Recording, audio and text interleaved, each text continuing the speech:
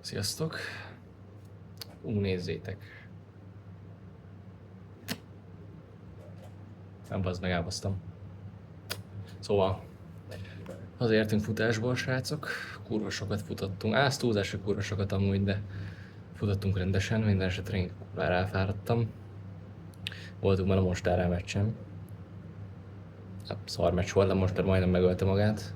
De ott voltam, támogattam a lelkét, hogy így kikaptunk. Ezt az a lényeg, a új meccs után úgy összevertek egy izét, valahogy oda került egy tírpák a debreceni ultrák közé, azt összeverték rendesen a gyereket, azt már a végén, mikor mentünk ki, a mentőt hívták rá. Szóval nagy elmékedésekbe torkollottam most így este, hogy